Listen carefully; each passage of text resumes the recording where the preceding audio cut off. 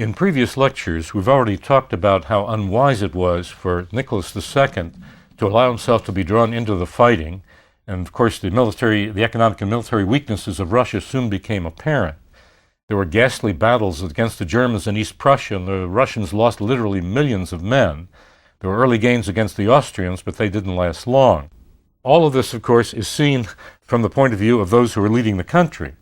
But in Sholokhov's novel, what we see is how the people who actually did the fighting felt about this, what they went through, and not from the point of view of the royal family, but rather from the point of view of the people on that very battlefield where they were dying by the millions. It's interesting that Gregor and his family learn about the war's outbreak in a somewhat different way from those who are in the capitals of the country. They're in the countryside wielding scythes on a blisteringly hot summer day, the sweat pouring down their bodies. Anybody who's ever had to use a scythe in a field for any length of time knows what this does to the muscles of the body and what happens to the mind and how it gets into the rhythm of the scything. And suddenly, all of this very normal activity for them, after all they did this year after year, something very unusual happens. They see a horseman in the distance riding hell for leather across the plain. Now, mind you, this is a very hot day. Riding a horse like this is not going to be very good for the horse. And, of course, the horse to the Cossack was something that was very close and very dear. Why would a Cossack misuse a horse like this? And this is shown graphically in the novel by spots of saliva coming down from the horse's mouth and making drops of wet marks on the land that was very, very dry because of the sun. Why on earth would a Cossack, of all people, be misusing a horse like this? It seems strange to them, and it stops the normal rhythm of the scything. And all of a sudden, they hear the rider shout the word, "Alarm!" Instantly, of course, they knew that a general mobilization was underway. This was normal operating procedure for the Cossacks, and the well-drilled men rushed to get their equipment and report for duty. The Cossack fighting tradition still held fast. So all of a sudden, Gregor is taken from this marriage situation that we talked about, the situation where he's working on an estate for wages, and is one of the soldiers in the battle. Gregor was a good horseman and a very, very courageous man. He knew as an expert horseman how to wield a very wicked saber. And he knew the trick of when he approached the Austrian soldier of suddenly switching the saber from one hand to the other, from the right hand to the left. And of course, the Austrian soldier had no way of resisting what he was doing. And he simply cut the man down in cold blood. And you would expect, his being a Cossack, that he would feel a certain kind of exultation that after all he had done his job, he had killed the enemy. But as a matter of fact, that's not at all what he feels. What he feels is a terrible heaviness after his so-called triumph. And of course, when people talk about triumph, Gregor is somewhat put off by this. Again, there's something inside Gregor that's very different from your normal Cossack.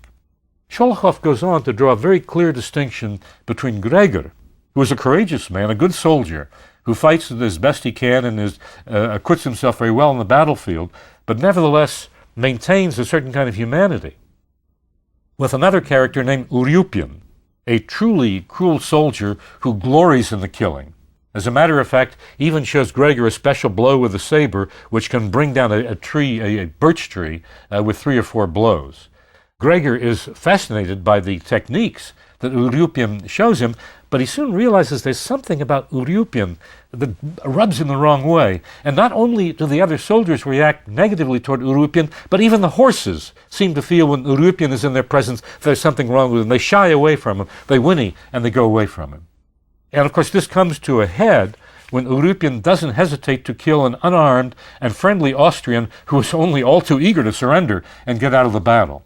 Gregor has a very firm principle: no killing of unarmed prisoners. It's one thing to kill a person in battle, but once a man has become a prisoner, it's entirely wrong to take advantage of him. Urwin volunteers to take the man back to headquarters, and it turns out he comes back a few minutes later. Well, he's cut the man down because he tried to escape. And when they see the way Urwin did it, it's clear that the man didn't try to escape. He was only too willing to become a prisoner of war. Urwin had simply cut him down because it gave him pleasure to cut people down. And of course, this makes it very difficult for Gregor to remain a part of this fighting force. He's a man who does not want to kill unarmed people. He's a man who does not want to kill unarmed prisoners. And there are people all around him who are breaking these very rules. Now, of course, Gregor is not the only one who, from the point of view of the Russian army, is somewhat subversive in his humanitarian impulses. There are other subversive elements in the Russian army. The company officer Lisnitsky, you remember again, his was the family farm in which Gregor worked, meets a rather mysterious young man, as Sholokhov says, built like a cork elm, who always wants to volunteer for dangerous duty. That's unusual, of course, for the soldier. His name is Bunchuk.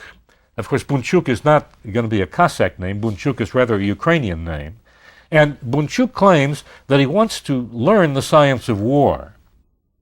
Lisnitsky says, well, look, if you want to learn the science of war, I'll send you to a war college where you can study. He says, no, I want to learn on the field of battle, because those who sow certain things are going to reap certain things. This sounds suspicious to Lisnitsky, and he starts to investigate, who is this fellow Bunchuk anyway? And it turns out that Bunchuk has been talking. He wants Russia to be defeated in the war.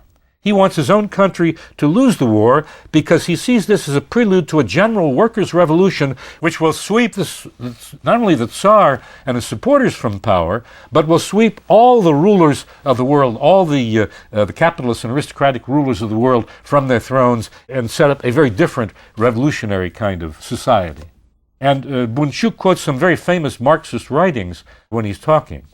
Lisnitsky, of course, has never heard this before. He says, what the devil? Who is this guy anyway? Where does this language come from? What's this business about revolution? Of course, even Lisnitsky, who's an aristocrat, and of course is much better educated than Gregor, has no idea of where this came from and what it means. Well, at first he's surprised and then disgusted, of course particularly disgusted at the unpatriotic words of Bunchuk.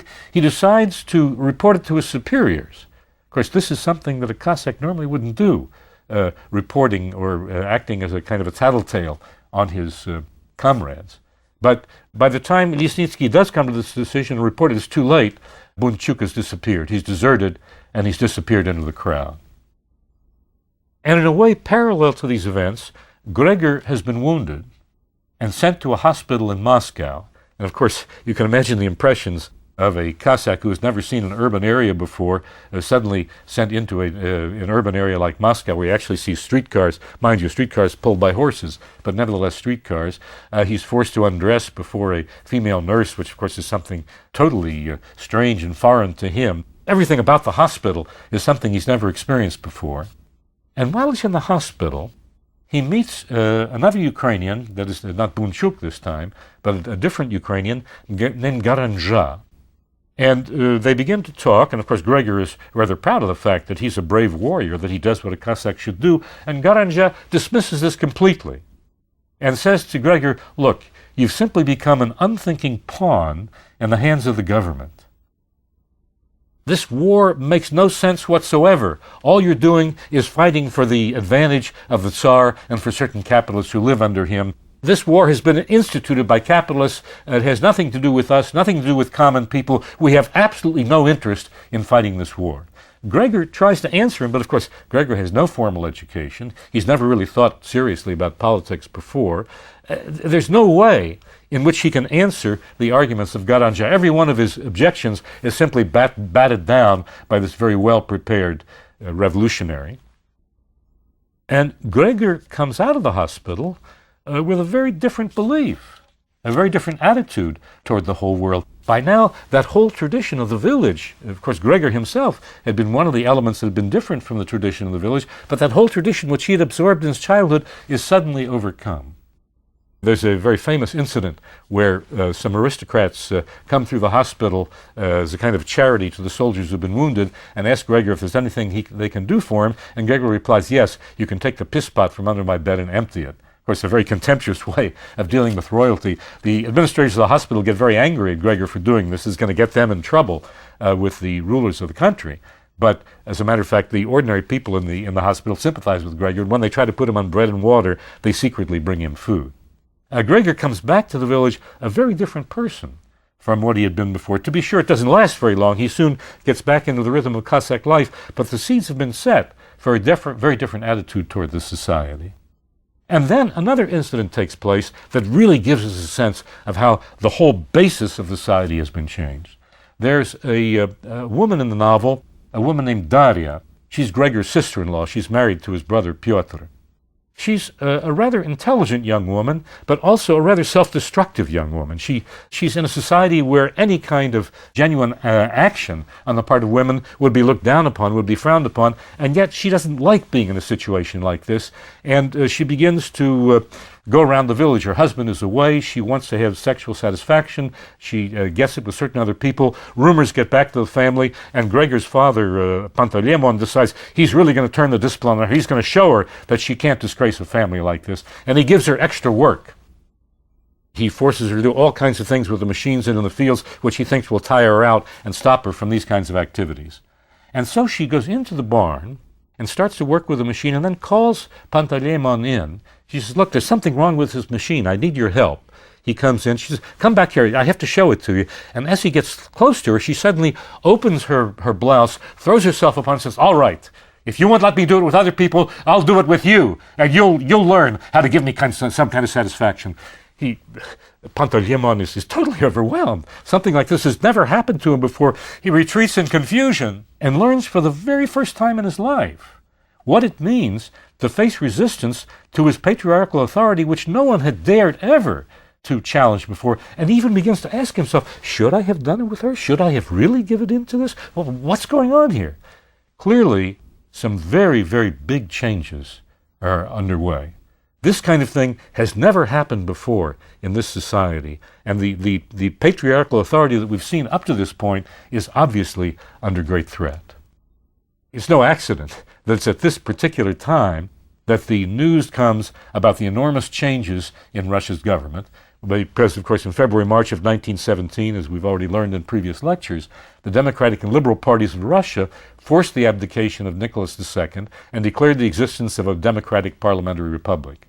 And it's not going to be long before the extreme leftists under Lenin are going to be attacking the new government from the left. And former Tsarist generals under a man named Kornilov are going to be attacking the new democratic government from the right. Kerensky, the head of the elected parliament called the Duma, is desperately trying to hold things together toward the creation of a constitution that will make a democratic government permanent. But of course, as you know from previous lectures, that constitution was never had a chance to get written. The Cossacks, and remember, the Cossacks are looking at this from a great distance. They don't know the details of what's happening in the capital. They're totally bewildered by the ongoing changes. As they see it, the Tsar was the head of the state. How can a body live without a head? And what's even more confusing, the Cossack soldiers are let out to swear a new oath of allegiance, this time to the provisional government. They understand that previously, in the training camps, they had taken an oath to defend the Tsar, and that oath was supposed to last until death. There was none of this business where in the United States we recite the pledge of the flag every day until it becomes a kind of a murmuring routine we go through over and over again. That wasn't this kind of an oath. That was an oath that was taken once and once only in a person's life, and if a person confounded that oath, he was in very great trouble. And now all of a sudden, the officers are telling them, now you're going to swear allegiance to another government. Now, wait a minute. They said, we took an oath toward death. We took an oath which is supposed to last until death. How could we possibly break that oath and take another oath? Well, the officers say, these are different times, things are changing. Don't ask us about it. We ourselves don't understand it, but you have to swear allegiance to the provisional government in Petersburg. We understand the difference between swearing an oath to a Tsar, who was a personality and a tradition they understood for generations. The difference between taking that kind of oath and an oath towards some new abstract government that they hadn't the foggiest idea what it was all about didn't make any sense to the soldiers. And so they took the oath, but clearly something was breaking up in the Tsar's army. Clearly the army was not going to be the same kind of army, particularly among the Cossacks, that had been before.